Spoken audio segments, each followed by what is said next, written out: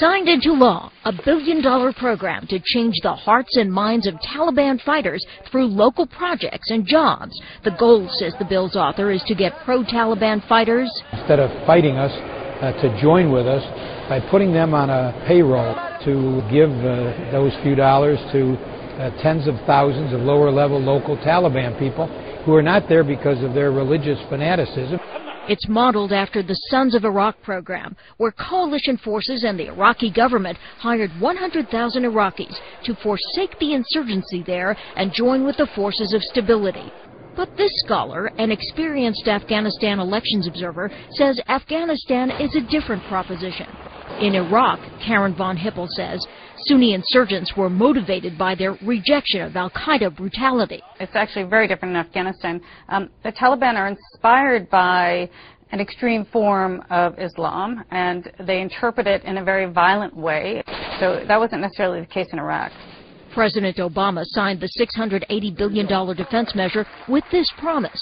I will always do whatever it takes to keep the American people safe. Go, come on, come on, come on! But Americans more and more question the president's Afghanistan strategy, even as Mr. Obama ponders the domestic politics and military impact of expanding the U.S. troop presence there, and as his administration is challenged about a New York Times report alleging that the brother of Afghan President Hamid Karzai has been on the CIA's payroll for years, despite suspicions that he's a major opium dealer. For the record, the CIA declined comment, and Ahmed Wali Karzai has repeatedly denied the charge. As long as Taliban fighters continue to score military successes in Afghanistan, says CSIS scholar Karen von Hippel, it will be a tough sell to stand them up to join the other side. And that's where a U.S. troop surge may have to come into play. Louise Schiavone for CNN, Washington. And that yesterday, Larry, that story in the New York Times about how the brother of the president of Afghanistan, the brother of Karzai, is suspected of being involved in the opium trade, which funds the Taliban, and our CIA pays this man. So we're paying the guy who's helping to create the money that's funding the Taliban, that's killing our soldiers. Are we like an insane country? When is this going to stop? I want this ended. I want these troops home. Didn't he kind of run on a campaign to bring troops home from just about everywhere, and that he has kind of been accused of dawdling? There is a stunning new report this morning claiming that the brother of Afghan President Hamid Karzai is on the CIA payroll. Senior White House correspondent Bill Plant has more on that this morning. Good morning, Bill. Good morning to you, Harry. Ahmed Karzai has long been a kind of poster boy for corruption in Afghanistan. But now the New York Times is reporting that for much of the past 8 years, he's been on the CIA payroll getting money from the CIA. The U.S. has a prickly relationship with Afghanistan's President Karzai, but it has been openly critical of the president's brother, Ahmed Wali Karzai, long suspected of involvement in the country's booming illegal opium trade. The new report says the CIA pays Ahmed Karzai on a regular basis for a number of services, including helping to recruit a paramilitary force that operates at the CIA's direction. The timing of this revelation couldn't have been worse, I think, for the Obama administration. It undercuts the legitimacy of any argument we were making about the corruption of the Karzai regime. The report comes on the heels of a high-profile resignation. Matthew Ho was a Marine captain, then a civilian for the State Department in Afghanistan, and now he's the first U.S. official to resign in protest against the war. Basically, I feel that our strategies in Afghanistan are not pursuing goals that are worthy of sacrificing our young men and women or spending the billions we're doing there. As President Obama considers whether to add as many as 40,000 U.S. troops in Afghanistan, Ho says the U.S. military presence is the problem. The people we are fighting there are fighting us because we're occupying them, not for any ideological reasons. Special Envoy Richard Holbrooke and other senior officials respected much of Ho's argument, even while disagreeing with his decision, but they couldn't persuade him to stay. Harry? Bill Plant at the White House this morning. Thank you.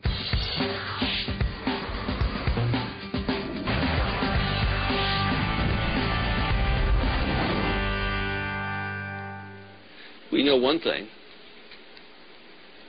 that the Afghan war resulted in a continuation of the dope trafficking, heroin, out of Afghanistan. For certain, the Central Intelligence Agency, which was once headed by George Bush Sr., was trafficking in heroin to finance their operations. They were trafficking in heroin out of Southeast Asia when General Khodaidad in Shanland, which is in the heart of the Golden Triangle, was dealing with the Central Intelligence Agency. Khodaidad was asked who was the #1 trafficker of heroin into the Western world. Who was the #1 man? And they said Richard Armitage, CIA operative. Oh, Armitage. He was made Assistant Secretary of Defense under Ronald Reagan, personally appointed. Of course, George Bush was really in operation then. He wasn't simply vice president, he was acting as president. The CIA has always been the enforcement arm of the Council on Foreign Relations. Practically every head of the CIA has been a member of the Council on Foreign Relations. So what's it all about? Trafficking in dope, killing, mass murder, corruption, overthrowing free countries to impose dictatorships? That's been the course. Communist China is getting the benefit of our loss. They gain, we lose. They get stronger, we get weaker. Reagan and Bush Sr., transferred about $17 billion in nuclear and conventional hardware, military hardware, to the Communist Chinese, who've executed more people than any nation on the planet Earth. The Communist Chinese about Hitlered Hitler at the height of his hysteria. They've mass murdered in excess of 100 million people.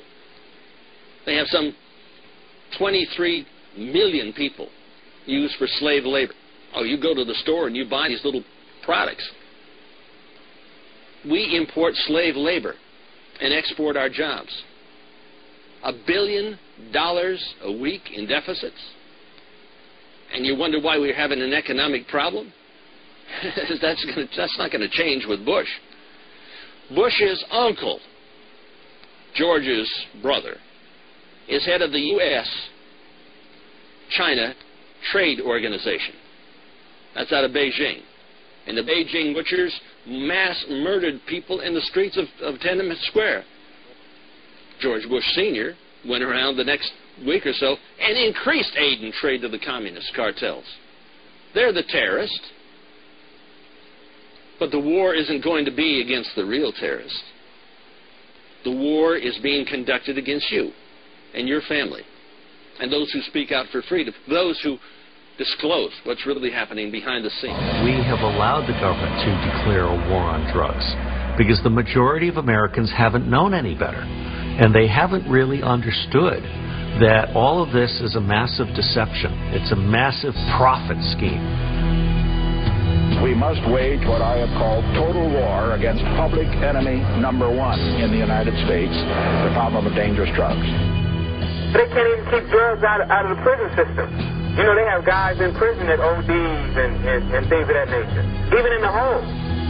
What's happening here in America is that our government is inadvertently supplying the hard drugs to the people in this country. Then they're putting the people who use them in this country in jail. Fixated on terror, most Americans have forgotten they are fighting another war.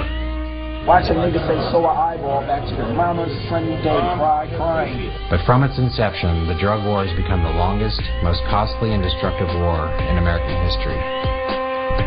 The drug war is a perfect continuing example of why we will never win the war on terrorism. Because it captures the ineffectiveness of the U.S. government, and it captures the fact that it's being used against poor people and not against the people who benefit most from drugs, which are the bankers that launder the money. We don't send nicotine addicts to jail, and we don't send alcoholics to jail. We shouldn't send drug addicts to jail. Oh my God, Do you mean they'll legalize marijuana and you can buy heroin at 7-Eleven? People have to realize that most of our history we didn't have federal laws against the use of drugs. $50 billion a year at the local, state, national level, clogging our courts year after year. I mean, people fighting the drug war need to articulate that what we're after is not blanket legalization, but decriminalization. Why in the world do we have millions of innocent young people wasting away in prison when the big people who are committing these huge, atrocious crimes are getting away every day? My own personal opinion, I think the jail cell is better than the rehab.